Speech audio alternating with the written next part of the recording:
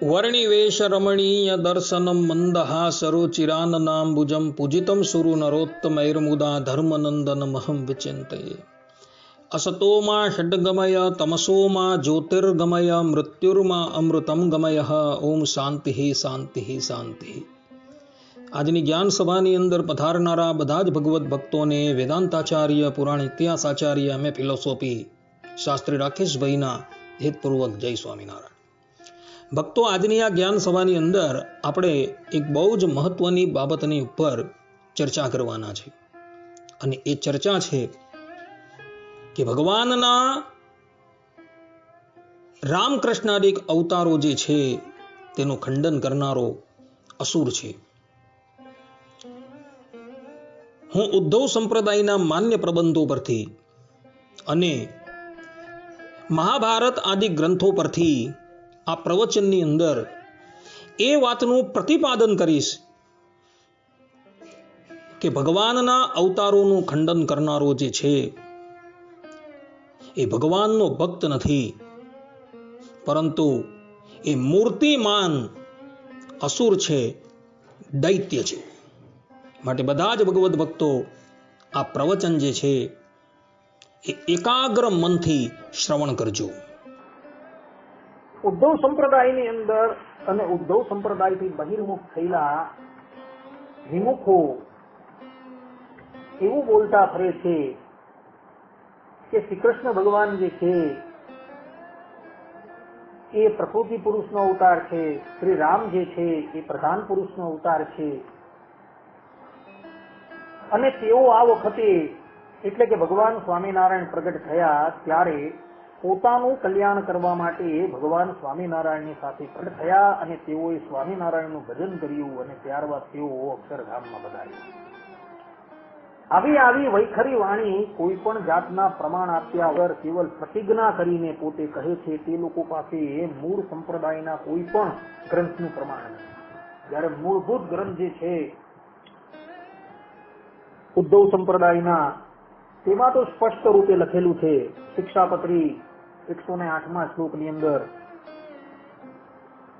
ભગવાન સ્વામિનારાયણ કહે છે, સ શ્રી કૃષ્ણ પરમ બ્રહ્મ ભગવાન પુરુષોત્તમ ઉપાસ ઇષ્ટ દેવો સર્વ આવિર્ભાવ કારણ। અહીં સ્પષ્ટ રૂપે ભગવાન સ્વામિનારાયણ શ્રી કૃષ્ણ ભગવાન અને ભગવાન કહે છે। આ ઉપરાંત મધ્યના 64મા વચનામૃતમાં ભગવાન કહે છે શ્રી કૃષ્ણ તો અવતારી જ છે। આ ઉપરાંત શિક્ષાપત્રી 108મા શ્લોકની અર્થદીપિકા ટીકાની અંદર શ્રીમદ ભાગવતનું પ્રમાણ આપતા સતાનંદ સ્વામી કહે છે, કૃષ્ણસ્તુ ભગવાન સ્વયં।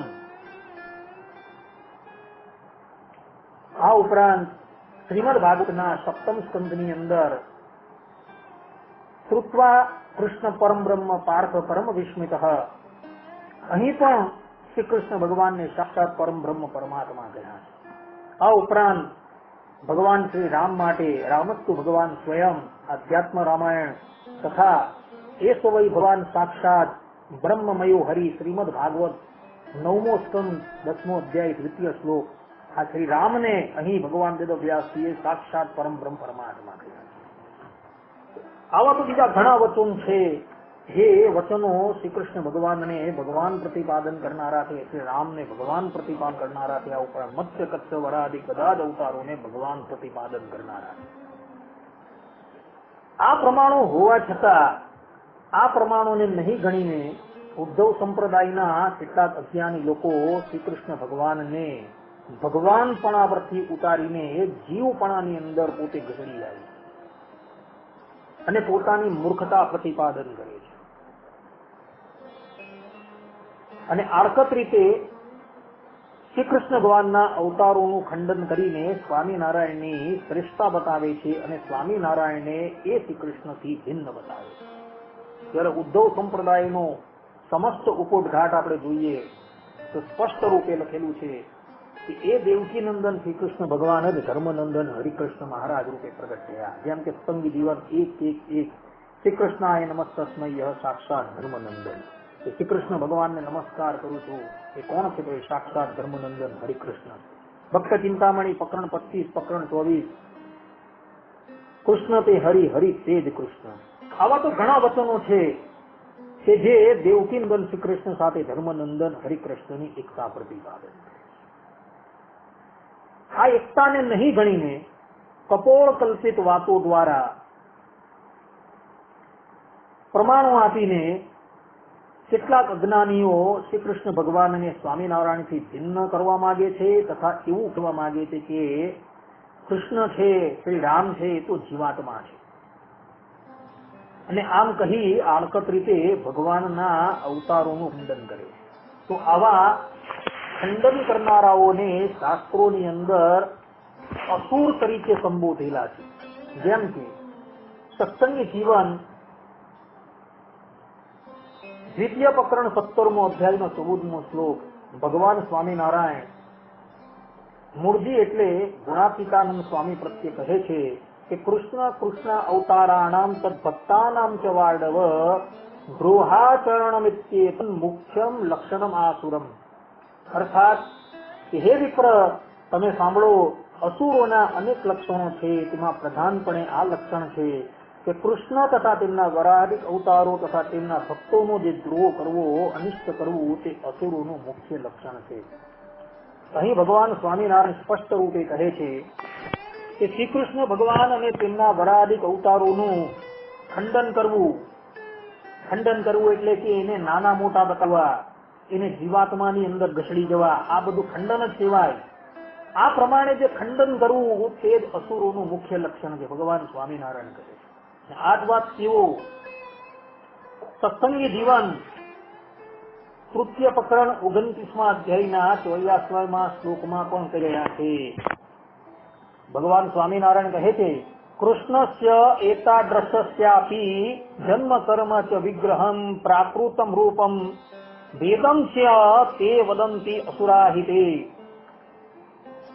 અર્થાત ભગવાન સ્વામિનારાયણ કહે છે કે આવા પણ કૃષ્ણ મનુષ્ય આકારની ક્ષમતાના દર્શન માત્રથી જન્મ કર્મ અને દેહને પ્રાકૃત જેવું કહે છે તથા દિવ્ય આકાર મનુષ્ય આકાર રૂપમાં જે કહે છે તે પુરુષો અસુરો જ છે.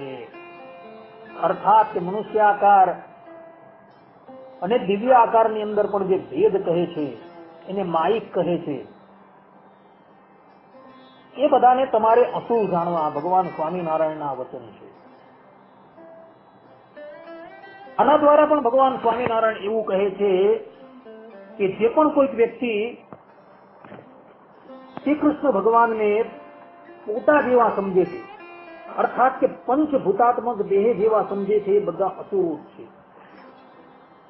આપણા સંપ્રદાયની અંદર પણ કેટલો અજ્ઞાનીઓ એવું સમજે છે કે શ્રી કૃષ્ણ ભગવાન જે છે એ પ્રાકૃત મૂર્તિ છે, અર્થાત કે એવો સ્ત્રીઓનો દેહ એ પંચભૂતનો છે. પરંતુ આ વાત સંપૂર્ણપણે ગલત છે. ભગવાન વેદવ્યાસજી વિષ્ણુ પુરાણની અંદર સ્પષ્ટ રૂપે લખે છે ન તસ્ય પ્રાકૃત મૂર્તિ, કે ભગવાન શ્રી કૃષ્ણની મૂર્તિ એ પ્રાકૃત નથી. અને એ જ વાત ભગવાન સ્વામિનારાયણ ગઢડા અંત્યના 35મા વચનામૃતમાં પણ કહે છે કે જે પ્રમાણે ધામની મૂર્તિ ગુણાતીત છે તે જ પ્રમાણે ભગવાનની મનુષ્ય મૂર્તિ પણ ગુણાતીત છે. એટલે કે તે શ્રી કૃષ્ણ ભગવાનની મૂર્તિને માયિક સમજે છે એ પણ બધા અસુર છે. તો આવા આસુરી તત્વો જે છે તે લોકો હંમેશા શ્રી કૃષ્ણ ભગવાન અને તેના અવતારોનો દ્રોહ કરવા માટે ધરાતલની ઉપર પ્રગટ થયા હોય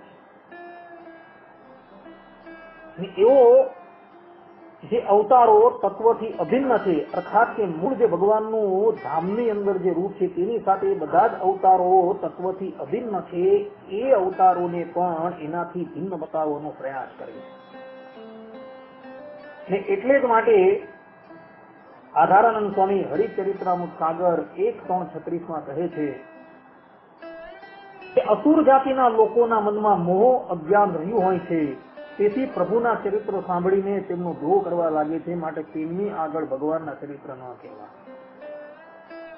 આવા લોકો જે છે, અર્થાત કે જે ભગવાનના અવતારોનું ખંડન કરનારા છે, ભગવાનને માયિક સમજનારા છે, આ બધા જ લોકો જે છે તેઓ અજ્ઞાની છે. તેઓની પાસે ભગવાનના સ્વરૂપની કે એમના ચરિત્રોની વાત પણ ન કરવી. અને આવા લોકો હંમેશા અવળે માર્ગે ચાલતા હોય છે. જેમ કે આધારાનંદ સ્વામી સ્પષ્ટ રૂપે હરિચરિતનામૃત સાગર 1:19 ની અંદર કહે છે કે અસુરો અવળે માર્ગે ચાલે છે અને સત્શાસ્ત્રોને તેઓ માનતા નથી, અર્થાત સત્શાસ્ત્રની સમજણ પણ સવળી રીતે લેતા નથી. અર્થાત કે અસુર લોકો જે છે એ હંમેશા અવળે માર્ગે જ ચાલે છે. તેઓ સત્શાસ્ત્રની સમજણને પણ અવળી લે છે. આના દ્વારા આધારાનંદ સ્વામી એવું કહેવા માંગે છે કે સત્સંગી જીવન, ભક્ત ચિંતામણી, હરિદિગ્વિજય આદિ સંપ્રદાયના માન્ય પ્રબંધો જે છે તે પ્રબંધોની અંદર જે ખરેખર શ્રીજી મહારાજની હયાતીમાં લખાયા છે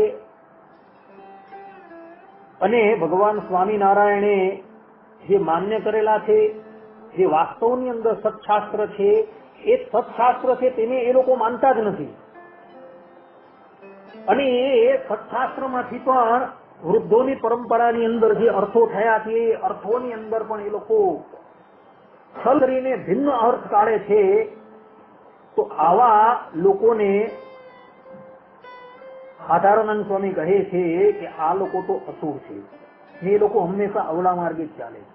જેમ અત્યારના લોકો જે છે એ વચનામૃત જેવા પરમ પવિત્ર ગ્રંથ જે સમસ્ત વેદાંતનો સાર છે, એ વેદાંતનો સાર છે તેના પર રઘુવીરજી મહારાજે સેતુમાલા નામની ટીકા રચેલી છે અને એ વચનામૃતના સંપૂર્ણ અર્થો એની અંદર લખેલા છે. છતાં એ રઘુવીરજી મહારાજે કરેલા અર્થો જે છે એને માનતા નથી ને પોતે પોતાના કપોળ કલ્પિત કોઈક અભળ અજ્ઞાનીએ જે ગ્રંથ બનાવેલા છે તેના દ્વારા એ વચનામૃતનો નિર્ણય કરવા જાય અને એમાંથી કઈક નવું જ મૂળ અક્ષર છે કે સ્વામિનારાયણની સર્વોગીતા એ આદિક બતાવીને એનો અર્થ ગલત કરતા રહે છે. આધારાનંદ સ્વામી કહે છે કે આવા લોકો તો જે છે ને તે અસુર છે ને એટલે જ માટે હરિચરિત્રામૃત સાગર 1:15-34 ની અંદર કહે છે કે અસુરો મનમાં ધારે તેને ખરાબ કરી બતાવે છે અને પાપ કરવામાં તેઓ ઘણા જ ઉત્સાહી હોય છે. વેદો, શાસ્ત્રો ને સંતોને તેઓ માનતા નથી પણ કલ્પિત શાસ્ત્રને જ માને છે. આ વાત સ્પષ્ટ રૂપે કહી છે. અસુર લોકો હોય તે ધારે તે વસ્તુને ખરાબ કરીને બતાવે છે ને પાપ કરતા પણ એ લોકો અચકાતા નથી અને વેદો અને શાસ્ત્રોને સંતોને તો માનતા જ નથી અને કલ્પિત શાસ્ત્રને જ કેવલ માન્ય રાખે છે. એટલે કલ્પિત શાસ્ત્રને જે માન્ય રાખનાર હોય એને આધારાનંદ સ્વામી કહે છે તે અસુર છે ને એટલે જ માટે હરિચરિત્રામૃત સાગર 3:6-19 ની અંદર આધારાનંદ સ્વામી પોતે કહે છે કે રામાનંદ સ્વામી એવું કહેતા હતા કે હરિ અવતાર તું ખંડે જે તે દૈત મટકે જાનત તે અર્થાત દૈત્યોનો મત એટલે જે ભગવાનના અવતારોનું ખંડન કરે એને રામાનંદ સ્વામી દૈત્યનો મત જાણતા હતા. એટલે કે ભગવાનના અવતારોનું ખંડન કરનારા જે છે એ રામાનંદ સ્વામીના મત પ્રમાણે એ બધા દૈત્યો જ છે. અને એટલે જ માટે હરિચરિત્રામૃત સાગર 4:11-22 ની અંદર આધારાનંદ સ્વામી કહે છે કે મૂર્તિમાન દૈત્ય હોય તે ભગવાનના અવતારોનું અને તેમની મૂર્તિઓનું આકારોનું યુક્તિ કરી ખંડન કરે છે. અર્થાત જે મૂર્તિમાન દૈત્ય હોય છે તેઓ ભગવાનના અવતારોનું અને તેની મૂર્તિઓનું ખંડન જ કરતો હોય છે. એટલે ભગવાનના અવતારોનું અને તેની મૂર્તિઓનું ખંડન કરનાર ખરેખર દૈત્ય જ છે એવું આધારાનંદ સ્વામી કહી રહ્યા છે. એટલે જ માટે હરિચરિત્રામૃત સાગર 4:29-25 ની અંદર આધારાનંદ સ્વામી કહે છે કે શાસ્ત્રનું સૌથી અધિક માત્રામાં પ્રમાણપણું છે અને જે શાસ્ત્રને ન માને તેને બુદ્ધિમાનો એ અસુર જાણવો. શાસ્ત્રીઓ નિત્વાદ વેદાંત સૂત્રનું 3ય સૂત્ર કે ભગવાનને જાણવા હોય તો શાસ્ત્ર જે પ્રમાણ છે એ શાસ્ત્રો કયા કે જે વેદ છે અને વેદને માન્ય હોય તે સત્શાસ્ત્ર. વેદ વિરુદ્ધ જે છે એ શાસ્ત્રને માન્ય નહીં રખાય. સત્સંગી જીવન, વચનામૃત, ભક્ત ચિંતામણી, વાસુદેવ મહાત્મય, શ્રીમદ ભાગવત આદિ ગ્રંથો વેદે જે કહ્યું છે તેને પ્રતિપાદન કરે છે, એટલે માટે આપણે એને સત્શાસ્ત્ર કહીએ છીએ. અને જે એ સત્શાસ્ત્રથી વિરુદ્ધના જે હોય, એટલે કે વેદની અંદર જે કહ્યું છે તેનાથી જે વિરુદ્ધ શાસ્ત્રો હોય એ બધા અસત્શાસ્ત્ર કહેવાય. અસુર લોકોને એ સત્શાસ્ત્ર માન્ય નથી હોતા, પણ તેઓને પોતાની કપોળકૃત વાતો જે અસત્શાસ્ત્ર છે એ માન્ય છે અને એના દ્વારા જ તેઓ ભગવાનના સ્વરૂપનો નિર્ણય કરતા હોય છે. એટલે કે અસત્શાસ્ત્રો માનનારા આધારાનંદ સ્વામીના મતની અંદર અસુર છે એવું સ્પષ્ટ રૂપે પ્રતિપાદિત થઈ જાય છે. એટલે જ માટે હરિચરિત્રામૃત સાગર 6:42 ની અંદર આધારાનંદ સ્વામી કહે છે, ભગવાન, સંત, દેવ, વિપ્ર, વેદ અને પતિવ્રતા સ્ત્રી એટલાની નિંદા જે મનુષ્ય કરે છે એ તો નારકી થાય છે. અર્થાત કે ભગવાનના અવતારોનું જે ખંડન કરનાર જે છે એ તો બધા નરકની અંદર નિવાસ કરે છે. એ જ વાત હરિચરિત્રામૃત સાગર 8:31 ની અંદર આધારાનંદ સ્વામી કહે છે, ભગવાનના અવતારોના ચરિત્રોનું ખંડન કરે છે તે તો પાકા અસુર છે. શ્રી કૃષ્ણ ભગવાનની લીલાઓની અંદર દોર બતાવે છે, જેમ કે વાતોની અંદર લખેલું છે, કેટલાય કે રાસ રમાયડા, કેટલાક તો સ્ત્રીઓ માટે વલખા મારતા હતા. આવું બોલીને આ વાતોની અંદર ભગવાનના ચરિત્રોની ઉપર દોષારોપણ કરવામાં આવેલું છે. આવા દોષારોપણ કરનારા અને એ વાતોને માનનારા તો બધા જ અસુરો છે એવું આધારાનંદ સ્વામી કહી રહ્યા છે. એટલે આવા લોકો જે છે એ કઈ ગતિને પામે છે? તો એ લોકો બધા જે છે તે બધા તામસ યોનિને, નરક આદિ યોનિને પામે છે. અને એ લોકો પોતે તો નરકની યોનિને પામે છે, પરંતુ એઓના પિતરોને પણ એવો નરકમાં લઈ જાય છે. એટલે કે ભગવાન અને ભગવાનના અવતારોનું ખંડન કરનારા જે લોકો છે એ પોતે તો નારકી યોનિની અંદર જાય જ છે, પરંતુ એમના પિતરોને પણ તે લોકો નરકમાં લઈ જાય છે. જેમ કે મહાભારતના શાંતિ પર્વના 346માં અધ્યાય 6 શ્લોકની અંદર લખેલું છે, ત્યાં ગંગાપુત્ર ભીષ્મ કહે છે, મદ જનંતી પિતર સસ્ય નરકે શાશ્વતી સમાહા યોદ્વિષ્યાદ વિબુધ શ્રેષ્ઠમ એવમ નારાયણમ હરિમ. અર્થાત જે દેવ શ્રેષ્ઠ ભગવાન નારાયણ અને હરિ સાથે દ્વેષ કરે છે તેના પિતરો સદાને માટે નરકમાં ડૂબી જાય છે.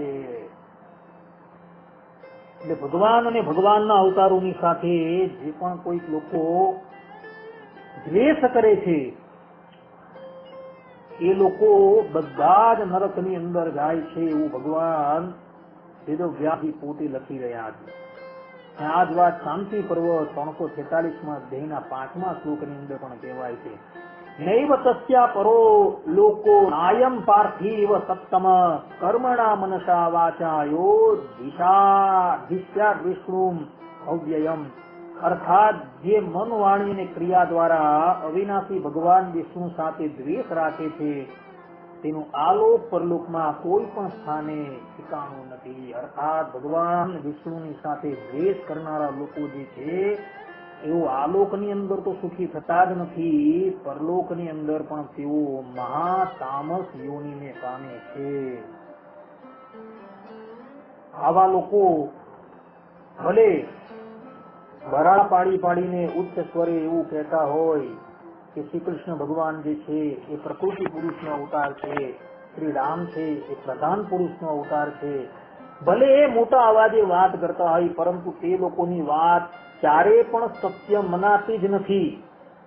આજે પણ સત્ય નથી મનાતી અને હવે પછીના અનંત વર્ષો સુધી પણ એ વાત સત્ય મનાવવાની જ નથી. કારણ કે મહાભારતના શાંતિ પર્વના 287માં અધ્યાયના 23મા શ્લોકની અંદર ગંગાપુત્ર ભીષ્મ કહે છે, મૂઢાનામ અવલિતાનામ અસારમ ભાતિતમ બહુ દર્શયત્યંતરાત્માનમ અગ્નિરૂપમિવામ સુમાન. અર્થાત ઘમંડી મૂર્ખા દ્વારા કહેવાયેલી અસારવાદ તેઓના દૂષિત અંતકરણને પ્રદર્શિત કરે છે, જેમ સૂર્યકાંત મણીના યોગથી પોતાના દાહક અગ્નિ રૂપને જ પ્રકાશ કરે છે. અર્થાત કે આવા લોકો જે વાત કરે છે એ તેમના દૂષિત અંતકરણને જ પ્રદર્શિત કરે છે. આવી વાત જે છે એ કરનારા જે વ્યક્તિ છે તેઓનું અંતકરણ દૂષિત જ છે. એટલે જ માટે મહાભારતના શાંતિ પર્વના 287માં અધ્યાયના 32માં શ્લોકમાં કહ્યું છે, અસદુચ્ચેરપી પ્રોક્ત શબ્દ સમૂહ શામ યતિ દીપ્યતે ત્વૈવ લોકેષુ શનૈરપી સુભાષિતમ. અર્થાત અસત વાત જોર જોરથી કહેવામાં આવી હોય તો પણ તે શૂન્યમાં વિલીન થઈ જાય છે, લોકમાં તેનો આદર થતો નથી. પણ સારી વાત સતવાત ધીરે ધીરે કહેવામાં આવી હોય તો પણ તે સંસારમાં પ્રકાશિત થાય છે, તેનો આદર થાય છે અને પ્રભાવ વૃદ્ધિ પામે છે. એટલે જ માટે ભગવાન સ્વામિનારાયણ સ્પષ્ટ રૂપે કહે છે કે જે વ્યાસ વાલ્મીકી ઇત્યાદિ જે મોટા પુરુષો તેના વચનોને જેને વિશ્વાસ નથી તેને નાપિત જાણવા.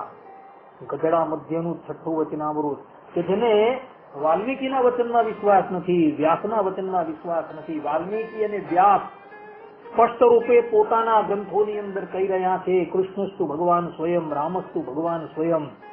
એ વાતોની અંદર જેને વિશ્વાસ નથી તો ભગવાન સ્વામિનારાયણ કહે છે કે આ લોકો બધા નાસ્તિક છે, અસુર છે.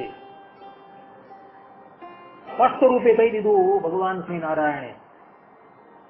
કારણ કે જે વ્યક્તિઓ શ્રી કૃષ્ણ ભગવાનને મનુષ્ય જેવા માને છે, તેમની લીલાઓ જે છે તેમાં જે દોષારોપણ કરે છે, શ્રી કૃષ્ણ અવતાર જે છે વિભૂતિ અવતાર છે, કેટલાક એવું કહે છે કે શ્રી કૃષ્ણ ભગવાન જે છે તે આ વખતે પોતાનું કલ્યાણ કરવા માટે પ્રગટ થયા હતા અને સ્વામિનારાયણ ભગવાનની ઉપાસના કરીને અક્ષરધામમાં ગયા, એવું જે બોલતા પડે છે એ લોકોને ભગવાન વેદવ્યાસજી અને વાલ્મીકીના વચનમાં વિશ્વાસ જ નથી. આ બધા જ લોકો છે એ નાસ્તિક છે એવું ભગવાન સ્વામિનારાયણ સ્પષ્ટ રૂપે કહે છે. અર્થાત કે આ લોકો વેદોની નિંદા કરનારા, શાસ્ત્રોની નિંદા કરનારા છે, માટે આ લોકો નાસ્તિક કહેવાય છે. ને એટલે જ માટે મનુસ્મૃતિના 2ય અધ્યાયના 11મા શ્લોકની અંદર મનુ મહારાજ કહે છે નાસ્તિકો વેદ નિંદક, કે વેદ અને તેના ગ્રહણ ગ્રંથોની નિંદા કરનારો નાસ્તિક છે.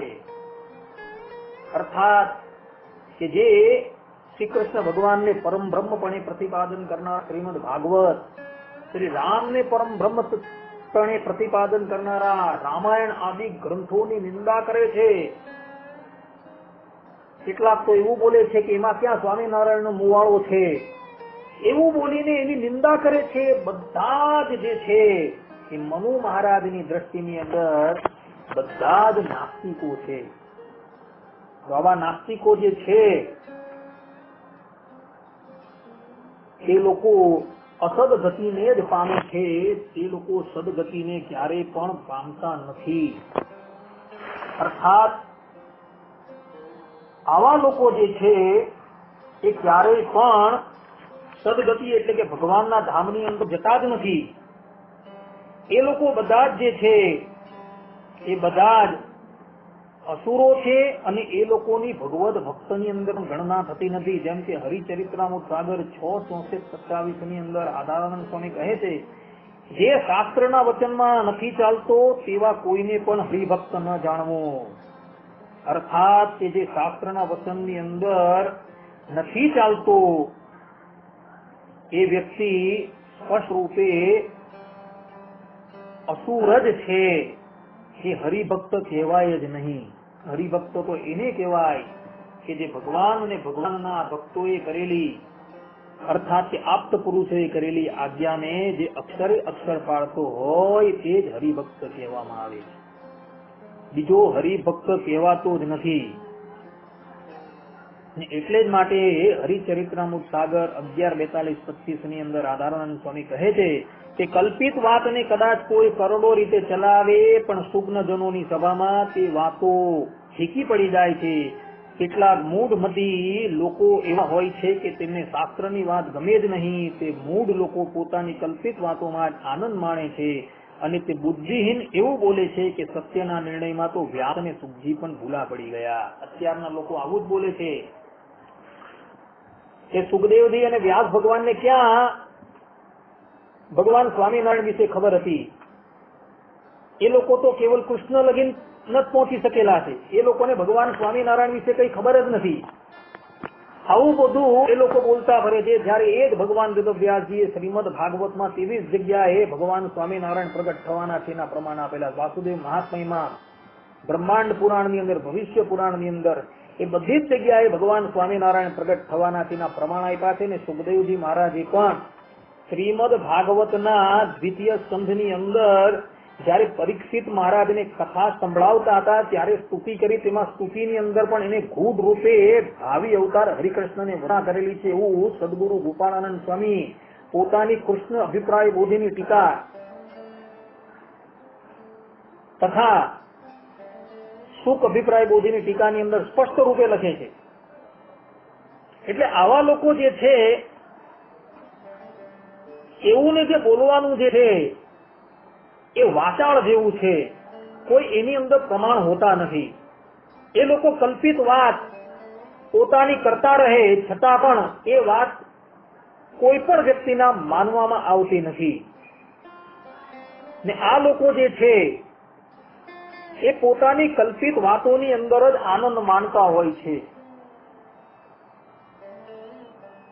એકબીજાની સાથે એ કૃષ્ણ અવતારોના ખંડનની વાત કરીને કેવલ તેઓ આનંદ માણતા હોય છે. એ લોકોને મૂળભૂત શાસ્ત્રની અંદર તો કોઈ રુચિ હોતી નથી. તો આવા મૂળ બુદ્ધિના લોકો જે છે તેઓને ત્યાગ કરવામાં જ માલ છે. એ લોકોનો સંગ કરવાની અંદર સહેજે પણ ભલાઈ નથી. કારણ કે આવા લોકો જે છે એ લોકો પોતે તો અસુર છે અને આસુરી યોનિને પામવાના છે, અને સાથે સાથે તે લોકો બીજાને પણ એવી યોનિની અંદર લઈ જવાના છે. માટે આવા લોકો જે છે, જે ભગવાનના અવતારોનું ખંડન કરનારા છે, જે પોતે વાસ્તવની અંદર દેવ માર્ગને અનુસરેલા જ નથી, આસુરી માર્ગને અનુસરેલા છે, એવા વ્યક્તિઓને ત્યાગ કરવામાં જ ભલાઈ છે. ત્યારે પણ એ લોકોના મુખ થકી ભગવાનની કથા વાર્તા પણ સાંભળવી નહીં. ભગવાન સ્વામિનારાયણ તો ત્યાં લગીન કહે છે, કૃષ્ણ કૃષ્ણ અવતારાણમ ખંડનમ યત્ર યુક્તિભિ કૃતમ સ્યાતાની શાસ્ત્રની ન માન્યન કદાચન. કે જે શ્રી કૃષ્ણ ભગવાન અને શ્રી કૃષ્ણ ભગવાનના વરાધિક અવતારોનું યુક્તિએ કરીને ખંડન કરતું હોય તે સત્શાસ્ત્ર ક્યારેય પણ ન માનવું. તો આવા લોકોના મુખ થકી કથા વાર્તા પણ ન સાંભળવી અને આવું શાસ્ત્ર ક્યારેય પણ ન માનવું, એવું ભગવાન સ્વામિનારાયણ પોતે કહી ગયા. કારણ કે આ લોકોના વ્યાખ્યાનોની અંદર, કથાઓની અંદર કેવલ ને કેવલ રામકૃષ્ણાદિક અવતારોની નિંદા, આર્થક રીતે તેઓને ન્યૂન બતાવવા અને સ્વામિનારાયણની સર્વોપરિતા અને પોતાની શ્રેષ્ઠતા બતાવવાના જ વચનો હોય છે, બીજું કઈ હોતું જ નથી. આવા લોકોને સત્શાસ્ત્રના પ્રમાણ તો આડે આવતા જ નથી. કપોળ કલ્પિત વાતોના પ્રમાણો તેઓને આડે આવતા હોય છે. તો આવા લોકોને જે છે કે જે ભગવાન અને ભગવાનના અવતારોનું ખંડન કરનારા જે છે તેઓ લોકો કેવલ ને કેવલ આસુરી યોનિને જ પામે છે. માટે ઉદ્ધવ સંપ્રદાયના તમામ આશ્રિતોને નમ્ર વિનંતી કે જે ભગવાન અને ભગવાનના અવતારોનું ખંડન કરતા હોય તેઓના મુખ થકી ક્યારેય પણ કથા વાર્તામાં તો સાંભળવી જ નહીં, પણ ભગવાન અને ભગવાનના અવતારોનું ખંડન કરનારા જે શાસ્ત્ર છે એ શાસ્ત્રને પણ ક્યારેય ન માનવા. કારણ કે ભગવાન સ્વામિનારાયણની સ્પષ્ટ આજ્ઞા છે કે આવા શાસ્ત્રોને ક્યારેય પણ માનવા નહીં. મહાભારત, સત્સંગી જીવન, હરિચરિત્રામૃત સાગર આદિ બધા જ ગ્રંથો છે એ બધા જ આવા અસુરોને ત્યાજ્ય બતાવે છે, એઓનો સંગ કરવાની પણ ના પાડે છે.